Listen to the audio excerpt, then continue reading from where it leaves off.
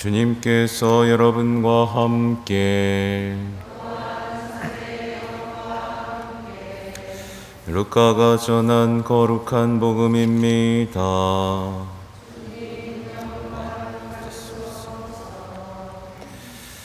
그때 어떤 율법 교사가 일어서서 예수님을 시험하려고 말하였다. 스승님, 제가 무엇을 해야 영원한 생명을 받을 수 있습니까? 예수님께서 그에게 말씀하셨다. 율법에 무엇이라고 쓰여 있느냐? 너는 어떻게 읽었느냐? 그가 내 마음을 다하고 내 목숨을 다하고 내 힘을 다하고 내 정신을 다하여 주 너의 하느님을 사랑하고 내 이웃을 너 자신처럼 사랑해야 한다 하였습니다. 하고 대답하자 예수님께서 그에게 이르셨다. 옳게 대답하였다. 그렇게 하여라. 그러면 내가 살 것이다. 그 율법 교사는 자기가 정당함을 드러내고 싶어서 예수님께 그러면 누가 저의 이웃입니까? 하고 물었다. 예수님께서 응답하셨다. 어떤 사람이 예루살렘에서 예리코로 내려가다가 강도들을 만났다. 강도들은 그의 옷을 벗기고 그를 때려 초주검으로 만들어 놓고 가버렸다.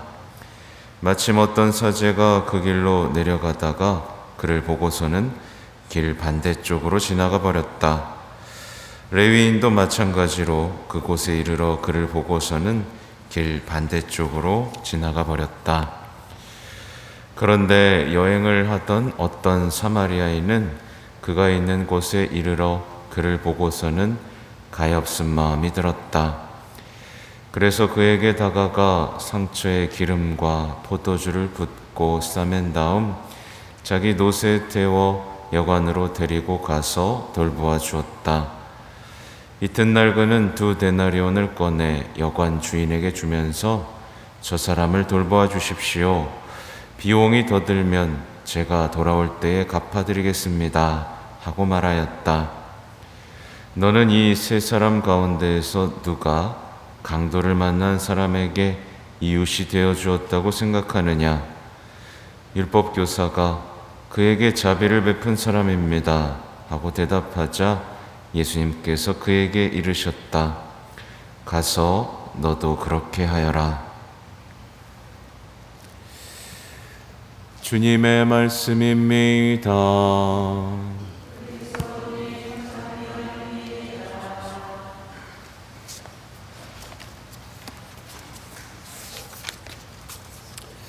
참 예수님, 네, 오늘 복음은 다 아는 내용이죠. 오랜 기간 동안 이 복음에 대한 해설들도 들어오셨을 겁니다. 그죠? 네, 그래서 웬만하면 다 이해를 하고 계세요.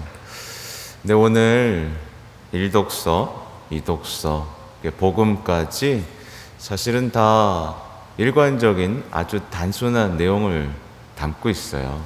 신앙은 단순하고 아름답다라는 것을 이야기합니다. 이따가 다시 정리해 드리겠지만 복음은 너도 가서 그렇게 하여라. 예, 그죠? 이웃 구분하지 말고 사랑이 필요한 사람들을 사랑해라. 이거죠? 1독서는 뭐예요? 1독서는 계명을 지켜라. 너에겐 지킬 힘이 있다. 이 얘기고 2독서는 뭘까요? 2독서는 하느님을 의심하지 마라. 하느님은 창조주이시고 모든 만물의 근원이시니 의심하지 말고 믿어라. 단순한 얘기입니다. 그렇죠? 사실 그리스도교 신앙은 굉장히 단순합니다. 1독서부터 한번 찾아볼까요? 보세요. 이 계명은 너에게 힘든 것도 아니고 멀리 있는 것도 아니다. 이렇게 얘기하시죠. 모세가 얘기하는 겁니다, 지금. 사실 그 말씀은 너희에게 아주 가까이 있다. 너희의 입과 너희의 마음에 있기 때문에 너희가 그 말씀을 실천할 수 있는 것이다. 이렇게 손쉽게 이렇게 우리가 계명을 실천할 수 있는 능력이 있음을 알려주시죠. 근데 이 반대 현상이 지금 일어나고 있어요. 많은 분들이 신앙은 어렵다라고 말을 합니다. 특히 말씀, 계명을 지키면서 사는 게 어렵다. 이런 어떤 생각들이 퍼져 있죠. 맞죠? 사람들은 좀 참 이상한 것 같아요. 제가 생각할 때는. 왜냐하면 자기가 원하는 것을 하기 위해서는 다 참습니다. 온갖 어려움과 고난들을 참고 하죠. 그죠? 세상 사람들도 하잖아요. 예. 근데 이상하게도 신앙이 쉽기를 바랍니다. 그리고 신앙이 저절로 형성될 수 있기를 바랍니다. 예. 한낱 건강을 챙기기 위해서도, 그죠? 약도 먹고 운동도 하면서 노력을 하면서 신앙은 이상하게 저절로 생기기를 바라는 마음이 있어요. 그쵸? 이상하죠? 예. 신앙은 저절로 생기지 않는데 고난 속에서 체험을 하면서 생기는 건데 이상하게 그런 생각들이 있습니다. 또 십계명에 대한 오해도 굉장히 뿌리가 깊습니다. 십계명이 언제 주어진지 아시죠? 근데 이 순서를 헷갈리시면 안 되는데 우리는 보통 십계명을 지켜야 우리가 구원받는다라고 생각하죠. 그죠? 근데 사실 그게 아닙니다. 먼저 구원해 주셨어요. 그죠? 먼저 그러니까 이집트에서 끌어내셨습니다. 먼저 구원해 주신 다음에 그 다음에 십계명을 주셨어요. 예, 이 순서를 기억하셔야 됩니다. 그러니까 좀 쉽게 말하면 지키지 않으면 너 혼난다? 이렇게 하려고 주신 게 아니라 내가 이미 너를 구원했으니 이 말씀 안에서 살면서 네가 받은 구원을 지켜내라. 이게 십계명이거든요. 예. 근데 이게 혼돈하는 것 같아요. 너 이거 꼭 지켜. 너 안 지키면 너 혼나. 이게 아닌데 우리는 십계명도 오해하죠. 그러니까 우리 다 거저받았잖아요. 구원. 그죠? 예수님이 뭐 우리가 잘해서 주셨습니까? 구원 받았는데 이 구원 받은 것을 지키기 위해서 사랑하면서 살아라 라는 얘기거든요. 예, 단순한 얘기죠. 그리고 십계명을 지킬 수 있는 방법 뭘까요? 이것도 단순해요. 그냥 지키기를 원하면 됩니다. 난 십계명을 지키면서 살고 싶어요 라고 원하면 됩니다. 근데 우리 마음속에서 야, 이것 좀 안 지키고 어떻게 좀 잘해볼 수 없을까? 라는 마음이 들기 때문에 우리가 지키지 못하는 거예요. 신앙은 되게 단순합니다. 또 오늘 이 독서의 내용은 이 콜로새서 말씀인데요. 여기서 보면 그분은 보이지 않는 하느님의 모상이시며 모든 피조물의 맞이이십니다 하면서 예수님에 대한 어떤 신앙을 이렇게 읊으죠. 이 왜 그랬냐면 이 콜로새 사람들이 자신의 신앙을 의심했던 거예요. 의심을 했습니다. 그러니까 예수님의 어떤 능력을, 힘을 의심하면서 조금씩 다른 것에 희망을 뒀던 거예요. 그러니까 내가 예수님만으로 구원받을 수 있을까? 다른 것도 좀 해야 되는 거 아니야? 그러면서 자꾸 세잖아요. 그렇죠? 예수님만 믿으면 되는데, 예수님께로만 가면 되는데 자꾸 다른 생각을 하는 거죠. 그래서 자꾸 다른 생각을 하니까 그들이 뭘 잃어버렸게요? 사도들이 전해준 영적인 지혜 그리고 깨달음을 스스로 잃어버리게 된 겁니다. 이러면 되게 비참해집니다.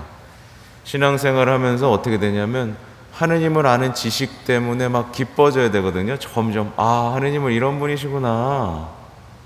근데 이 믿음이 사라져버리면 하느님은 점점 알 수 없는 분이 돼버립니다. 내 기도 들어주시는 건 맞아. 하면서 점점 알 수 없는 분으로 돼버리죠. 이게 오늘날에 나타나고 있는 현상이죠. 그죠? 그죠? 1, 2독서 보십시오. 계명도 싫어해, 어렵다고 해, 하느님은 못 믿겠어. 그래서 하느님에 대한 지식도 없어지고 있는 그런 현상입니다. 그러니까 바오로 사도는 신앙을 의심하지 마라. 너의 희망을 예수님께 두어라. 라는 말로 우리 콜로새 신자들을 독려하고 있는 겁니다. 그리고 이제 복음을 좀 봐야 되는데, 복음에는 이제 율법교사가 나타나서 스승님, 제가 무엇을 해야 영원한 생명을 받을 수 있습니까? 라고 묻죠. 여러분도 궁금합니까? 궁금하세요? 네, 영원한 생명 받고 싶으세요? 네. 이것도 또 사라지고 있는 건데, 어떻게 보면 신앙인들이 더 이상 영원한 생명을 받으려면 뭘 해야 되지?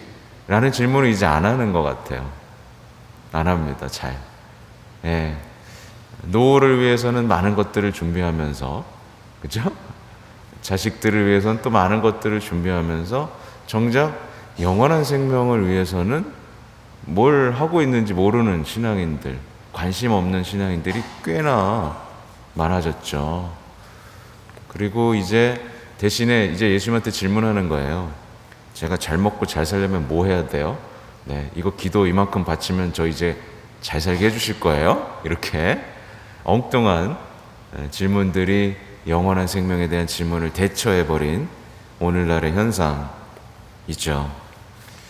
근데 어떤 신앙인에게 영원한 생명에 대한 질문과 열망이 사라지면 어떻게 될까요? 네, 그 사람은 이제 사랑을 포기하게 됩니다. 왜냐하면 사랑을 포기해야 내가 삶에서 좀 편하잖아요. 그렇죠? 그래서 배우자 또 이웃들에 대한 영원한 생명을 원한다면 어떻게든 사랑하고 어떻게든 더 자비로운 사람이 되려고 노력하는데, 지금 여기서 잘 살고 싶으면 이제 포기합니다. 그래, 너는 너, 나는 나, 각방 쓰자. 네, 그냥 이제 포기하는 거예요. 사랑의 능력이 점점 사라집니다. 사랑을 포기하고 희망을 포기하고 이제 믿음도 희미해지는 거죠. 영원한 생명에 대한 갈망이 이렇게 중요합니다. 예. 또 여기 보면 살펴보면 사실은 영원한 생명을 받을 수 있냐고 물은 이유는 뭐였어요? 궁금해서였어요? 아니에요. 시험하려고 그랬습니다. 그렇죠? 예수님을 시험하려고 했고, 또 대답을 들어놓고도 예수님께 자기의 정당함을 주장하려고 누가 저의 이웃입니까? 라고 묻죠. 이게 오늘날에 똑같이 나타나는 현상입니다. 예수님을 자꾸 시험해요. 기도를 이만큼 해놓고 들어주나 안 들어주나 시험을 합니다. 들어주면 합격, 안 들어주면 불합격.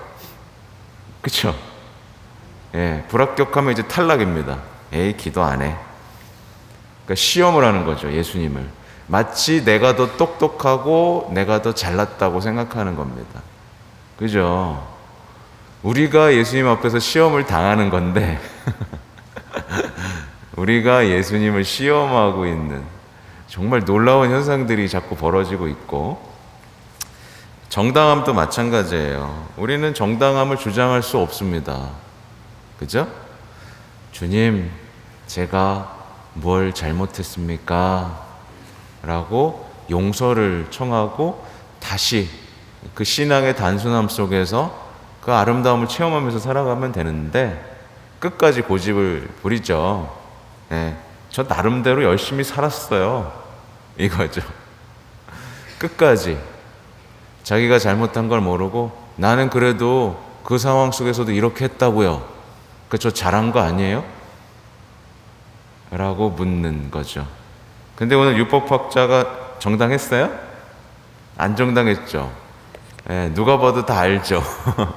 눈앞에 있는 예수님조차 사랑하지 않고 시험하면서 사실 자기들끼리만 이웃이라고 얘기했고, 자기가 이웃이 아니라고 생각했던 사람들은 철저히 미워했죠. 그죠? 네. 뒤에 가서 말씀을 드리겠지만 사실 이게 오늘날에 많이 벌어지는 현상입니다. 오늘날에는 이 이웃이라는 개념이 굉장히 좁아졌어요. 그래서 내 가족만 이웃입니다. 네. 그래서 내 가족 밖에 있는 사람은 이제 막대해도 되는 사람인 거예요. 네. 그래서 어떤 최근에 굉장히 충격적인 유튜브를 본 적이 있는데 자기 딸이 뭔가를 내려고 했는데 그걸 안 받아줬어요. 편의점에서. 어떻게 했는지 아세요? 편의점에 차를 밀고 들어가서 그냥 다 박살을 내버렸습니다. 그러니까 미워해도 되는 사람들이 너무 많은 거예요. 그러면서 이게 죄라는 걸 모르죠. 식당에 가서도 종업원도 내가 막대해도 되는 사람. 그죠? 누군가 나를 서비스해 줄 때 그 사람을 막대해도 되는 사람. 너무 많죠. 운전을 하면서도 끼어드는 사람에겐 난 막대해도 되는 사람. 그러니까 이웃을 자꾸 구분을 하면서 이 사람은 사랑해야 되고 저 사람은 미워해도 돼. 이게 전 세계적으로 퍼져나가면 수많은 난민들이 죽어가고 있죠. 저 사람은 내가 신경 안 써도 돼. 자꾸만 이렇게 선을 긋는 겁니다. 그러니까 오늘의 말씀은 간단해요. 누가 나의 이웃인지 너가 결정하지 마라. 이겁니다. 왜 너가 결정하냐? 그게 아니라 도움이 필요한 모두가 너의 이웃이다. 네, 이겁니다. 사실 이 율법학자 어떻게 했어요? 사마리아인을 끔찍히 미워했습니다. 네, 사마리아인하고 딱 선을 거놨어요. 근데 예수님이 그걸 건드린 거죠. 네, 누가 자비를 베풀었느냐? 누가 이웃이 되어주었냐고 생각하느냐? 라고 물었잖아요. 그러면 사마리아인입니다 했어야 됐는데 뭐라고요? 그에게 자비를 베푼 사람입니다. 싫어서 자기 입에 사마리아인이 잘했다고 입에 올리는 게 싫었던 이 율법학자의 속마음이 드러나는 장면이죠. 아무튼 우리 역시요, 세상 사람들에게 자비를 베풀어야 됩니다. 근데 여기서 조금 주의사항이 있어요. 자비를 베풀어야 되는데 주의사항이 있는데 무조건 잘해주고 무조건 불쌍하다고 하고 무조건 편들어 주는 게 아닙니다. 그죠? 이건 자비가 아니에요. 우리는 식별하지 못할 때가 있어요. 특히 이게 언제 나타난다고 제가 자주 말씀드렸죠? 낙태. 여성들이 불쌍하다고 하면서 그래 해도 돼 라고 하잖아요. 근데 사실은 우리가 놓친 게 뭐가 있어요? 그 아이가 있죠. 그렇죠? 그래서 우리가 자비를 베풀 때 중요하게 생각해야 되는 건 뭐냐면 그 사람에게 하느님 자비에 대한 열망을 키워줘야 되고 영원한 생명에 대한 열망도 함께 키워줄 수 있어야 됩니다. 우리는 자칫 자비를 베푸면서 내가 자비로운 사람이 될 수 있거든요. 자비를 베푸면 저 사람은 왜 이렇게 자비롭지? 라고 했을 때 이 사람이 나는 하느님께 자비를 입었기 때문에 저는 영원한 생명을 갈망하기 때문에 그렇습니다 라고 하면서 그 사람에게도 그래? 영원한 생명이 뭐지? 라는 것을 떠올릴 수 있어야 됩니다. 그러니까 요즘 세상에서 서로 되게 연민을 많이 가져요. 특히 뭐에 가장 연민을 많이 갖죠? 네, 길가에 버려진 동물들한테 연민을 많이 갖습니다. 정작 이웃들에게는 연민이 요만큼도 없으면서 정말 그 새끼 고양이나 강아지들은 아이고 불쌍하다고. 그쵸? 이것만 봐도 뭐가 잘못됐는지 아시겠죠? 네.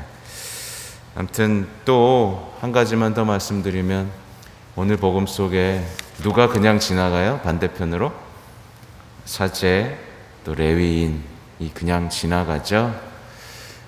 그 비유에 등장한 이유가 있어요. 네, 우리한테 들으라고 한 얘기시죠. 그렇죠? 그들은 더 중요한 게 있었을 겁니다. 마음속에. 예, 그죠?